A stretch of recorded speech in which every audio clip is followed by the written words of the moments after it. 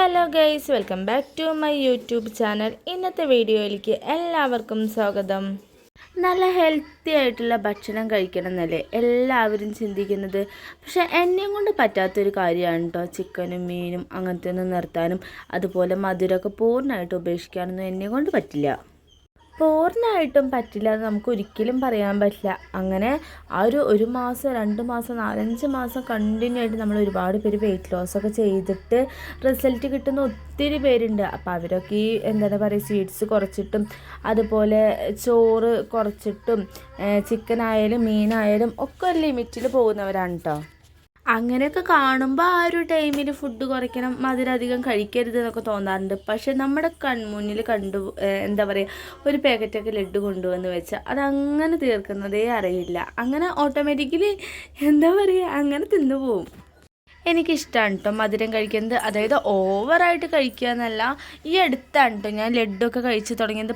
ഒന്നും കഴിച്ചിട്ടുണ്ടായിരുന്നില്ല. അപ്പോൾ ഈ അടുത്ത് എനിക്ക് കഴിച്ചപ്പോൾ ഭയങ്കര ഇഷ്ടമായി. ഇപ്പോൾ 1 അല്ലെങ്കിൽ 2 കഴിക്കും. അതുപോലെ തന്നെ പിള്ളേർക്ക് മഞ്ചൊക്കെ വാങ്ങിച്ച് അതിൽ നിന്നൊരു കഷ്ണം കഴിക്കാറുണ്ട്. പക്ഷേ എന്താ പറയുക, തീരെ അവോയ്ഡ് ചെയ്യാൻ പറ്റാത്തൊരു സാധനം എന്ന് പറഞ്ഞാൽ ചിക്കനാണ്. കുറച്ച് നാളൊക്കെ വേണ്ടാന്ന് വെച്ചിട്ട് കൺട്രോൾ ചെയ്യും. പക്ഷെ നമ്മൾ ബിരിയാണിയൊക്കെ കണ്ടാൽ അതിൽ വീണ് പോവും. ഞാൻ പറഞ്ഞു വന്നതെന്ന് വെച്ചാൽ എനിക്ക് തീരെ കൺട്രോൾ ചെയ്യാൻ പറ്റാത്തൊരു ടൈം ഉണ്ടായിരുന്നു. അതായത് എന്താ പറയുക, തൈറോയ്ഡ് നല്ല പോലെ ഹൈ ആയി നിൽക്കുന്ന ഒരു ടൈമിൽ ചിക്കൻ കുറയ്ക്കണം, നോൺ കഴിക്കരുത്, സ്വീറ്റ്സ് അധികം കഴിക്കരുത്, അതുപോലെ ഡോക്ടർ ഒരുപാട് നിർദ്ദേശങ്ങൾ തന്നിട്ടുണ്ടായിരുന്നു. അപ്പോൾ ആ ടൈമിൽ എനിക്ക് കഴിക്കാൻ എന്താ പറയുക, കഴിക്കാതിരിക്കാൻ പറ്റുന്നുണ്ടായിരുന്നില്ല. നന്നായിട്ട് കഴിച്ചിട്ടുണ്ടായിരുന്നു കേട്ടോ. പക്ഷേ ഇപ്പോൾ ഞാൻ ഈ വെയിറ്റ് ലോസിന് വേണ്ടിയിട്ട് ശ്രമിക്കുമ്പോൾ ചിക്കൻ ആയാലും അതുപോലെ സ്വീറ്റ്സൊക്കെ പരമാവധി നല്ല പോലെ കുറയ്ക്കാൻ പറ്റുന്നുണ്ട്. ഇപ്പോൾ ഒരു ലിമിറ്റിലാണ് കേട്ടോ നമ്മൾ സ്വീറ്റ്സൊക്കെ കഴിക്കുന്നത്. അതുപോലെ നോണായാലും അതെ. അപ്പോൾ തൈറോയ്ഡൊക്കെ ഇപ്പോൾ നല്ല പോലെ കുറഞ്ഞിട്ടുണ്ട്. ചുരുക്കി പറഞ്ഞാൽ നമ്മളെ കൊണ്ട് പറ്റാത്തതായിട്ടൊന്നുമില്ല, നമ്മൾ മനസ്സ് വെച്ചാൽ മാത്രം മതി. വെള്ളിയാഴ്ച ദിവസം നമ്മൾ മാരിമങ്കോവിൽ പോയിട്ട് അന്നദാനം കഴിച്ചതാണ് കേട്ടോ. കുറച്ച് മുന്നേ കണ്ടിട്ടുണ്ടായിരുന്നത്. എന്താ പറയുക, എല്ലാ മാസത്തിലും 3-ാമത്തെ വെള്ളിയാഴ്ച അവിടെ ഇങ്ങനെ പരിപാടി ഉണ്ടാവാറുണ്ട്. അപ്പോൾ പറ്റുന്ന ദിവസങ്ങളിലൊക്കെ ഞാൻ പോവാറുണ്ട് കേട്ടോ. എൻ്റെ ഒരു ഫേവറേറ്റ് ആണ് കേട്ടോ. എവിടെ അന്നദാനം ഉണ്ടോ അവിടെയൊക്കെ ഞാൻ കയറും. എന്താ പറയുക, നമ്മളിപ്പോൾ ഇതിന് മുന്നേ വീഡിയോയിലൊക്കെ നിങ്ങൾ കണ്ടിട്ടുണ്ടാവും, ലൈസൻസ് എടുക്കാനൊക്കെ പോയിട്ട് നമ്മൾ തിരിച്ച് വരുന്ന വഴിക്കാണ് കേട്ടോ അകമല അമ്പലത്തിലൊക്കെ കയറിയിട്ട് അന്നദാനത്തിന് കയറിയിട്ടുണ്ടായിരുന്നു. എനിക്ക് അത്ര ഇഷ്ടപ്പെട്ടൊരു സംഭവമാണ്. എന്താ പറയുക, വെറുതെ കിട്ടണത്, അങ്ങനെ ആരും പറയാൻ നിൽക്കണ്ട. ഞാനങ്ങനെ പറയുമ്പോൾ ഒരുപാട് പേര് പറഞ്ഞിട്ടുണ്ട് കേട്ടോ പൈസ കൊടുക്കണ്ടല്ലോ എന്നൊക്കെ. പക്ഷെ അങ്ങനെയല്ല, എനിക്ക് ഭയങ്കര ഇഷ്ടമാണ് അന്നദാനം. അതെന്തുകൊണ്ടാണെന്ന് അറിയില്ല. ഞാൻ എൻ്റെ ഏട്ടനോട് എപ്പോഴും പറയും, ഇപ്പോൾ എൻ്റെ മുന്നിൽ ഒരേ ഒരു ദിവസം തന്നെ ഇങ്ങനെ ഒരു ചിക്കൻ ബിരിയാണിയുടെ കല്യാണമോ അതുപോലെ വേറെ എന്തെങ്കിലും ഫംഗ്ഷനോ അതിൻ്റെ ഒപ്പം തന്നെ അന്നദാനത്തിൻ്റെ എന്തെങ്കിലും പരിപാടി ഉണ്ടെങ്കിൽ ഞാൻ ഫസ്റ്റ് പോവുക അന്നദാനത്തിനായിരിക്കും. എന്നെപ്പോലെ അന്നദാനം ഇഷ്ടമുള്ള എത്ര പേരുണ്ടോ ഒന്ന് കമൻറ്റ് ചെയ്തേ. അപ്പോൾ നമ്മൾ അങ്ങനെ അമ്പലത്തിൽ നിന്ന് വരുന്ന വഴിക്ക് കുപ്പിവളയൊക്കെ വാങ്ങിയിട്ടുണ്ടാകും. നമ്മൾ സനുവിനും കുഞ്ഞാറ്റയ്ക്കും വേണ്ടിയിട്ട് ചുറ്റുവളയാണ് കേട്ടോ വാങ്ങിയിട്ടുള്ളത്. എനിക്ക് ഭയങ്കര ഇഷ്ടമാണ് കേട്ടോ ചുറ്റുവള. എന്താ പറയുക, ചുറ്റുവളയ്ക്ക് നല്ല റേറ്റ് കുറവാണ്. 12 രൂപ 15 രൂപയൊക്കെ ഉള്ളൂ. അത് കൈ നിറച്ച് കെടുക്കും ചെയ്യും. അപ്പോൾ ഞാൻ ഇവർക്ക് 2 പേർക്ക് ഒരേപോലത്തെ ചുറ്റുവളയാണ് വാങ്ങിയത്. അപ്പോൾ ഞാനും അതിൻ്റെ ഒപ്പം തന്നെ കുപ്പിവളയും വാങ്ങിയിട്ടുണ്ടായിരുന്നു. പിന്നെ ഇതാ പിറ്റേ ദിവസമുണ്ട് നമ്മുടെ അടുത്ത വീട്ടിലത്തെ കല്യാണം ഉണ്ടായിരുന്നു. അപ്പോൾ നമ്മൾ അങ്ങോട്ട് വന്നിരിക്കുകയാണ്. 2 പേർക്കും എന്താ സെയിം ആ റെഡ് ഉടുപ്പാണ് ഇട്ട് കൊടുക്കുന്നത്. പക്ഷേ ആ റെഡ് ഉടുപ്പിലേക്ക് പറ്റിയ വളയല്ല കിട്ടിയിട്ടുള്ളത്.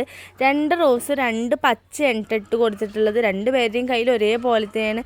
പിന്നെ അതാ കണ്ടില്ലേ നമ്മുടെ സനുക്കുട്ടി. ഞാൻ ഇന്ന് ആദ്യമായിട്ടാണ് ഇങ്ങനെ ഒതുങ്ങിയിരിക്കുന്നത് കാണുന്നത്. അല്ലെങ്കിൽ ഇങ്ങനെ വല്ല ഫംഗ്ഷനൊക്കെ പോയ സനു ഒതുങ്ങിയിരിക്കുകയില്ല, അവിടെയും ഇവിടെയൊക്കെ ആയിരിക്കും. അപ്പോൾ അതാ കല്യാണമൊക്കെ അടിപൊളിയായി. ഒരുപാട് പേരുണ്ടായിരുന്നു കേട്ടോ, നാട്ടുകാരൊക്കെ ഒത്തിരി ഉണ്ടായിരുന്നു. നമ്മളിവിടെ വീടിൻ്റെ അവിടുന്ന് ട്രാവലറിൽ ട്രിപ്പ് അടിക്കുകയാണ് കേട്ടോ ചെയ്തിട്ടുണ്ടായിരുന്നത്. ആറ്റൂർ തുളസി ഓഡിറ്റോറിയത്തിൽ വെച്ചിട്ടാണ് കേട്ടോ ഈ കല്യാണം നടക്കുന്നത്. ആ ഒരു കല്യാണത്തിന് പോയപ്പോഴാണ് കേട്ടോ എനിക്ക് വരണ്ടെന്ന് തോന്നിയിട്ടുണ്ടായിരുന്നു. അതായത് ഇവിടെ സനുവിനെ വയ്യാന്ന് പറയാൻ കാരണം ചെറിയൊരു ക്ഷീണവും അവൾക്ക് അങ്ങനെ ഒരു വയ്യായൊക്കെ ഉണ്ടായിരുന്നു കേട്ടോ വരുമ്പോൾ തന്നെ. അതായത് തലേ ദിവസം മുതൽ തന്നെ അവൾക്കൊരു ക്ഷീണം, എന്താ പറയുക, വയറ് വേദനിക്കുന്നുണ്ട്, വോമിറ്റിംഗ് ടെൻഡൻസി ഒക്കെ ഉണ്ടായിരുന്നു. അപ്പോൾ അവൾക്ക് അന്നേ ദിവസം കല്യാണത്തിന് കൂടെ വരണ്ടെന്നൊക്കെ പറഞ്ഞതായിരുന്നു.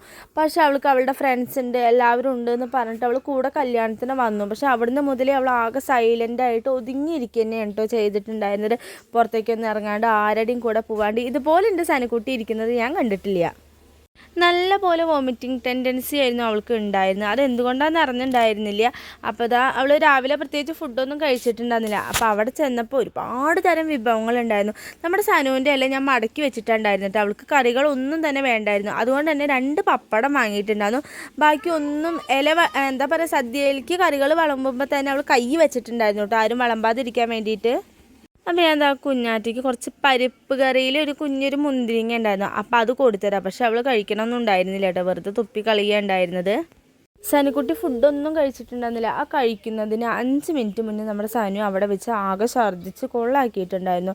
അവൾക്ക് ചെറിയ രീതിയിലുള്ള ഫുഡ് പോയ്സൺ ആയിരുന്നു കേട്ടോ. അതായത് തലേ ദിവസം എന്തോ കഴിച്ചത് അവൾക്ക് പറ്റിയിട്ടുണ്ടായിരുന്നില്ല. അപ്പോൾ അതുകൊണ്ട് തന്നെ ചെറിയ ലൂസ് മോഷനും വോമിറ്റിങ്ങും ഒക്കെ ഉണ്ടായിരുന്നു. നമ്മുടെ സനുവിന് അങ്ങനെ 2 ദിവസം തീരെ വയ്യാതെ ആയിട്ടുണ്ടായിരുന്നു.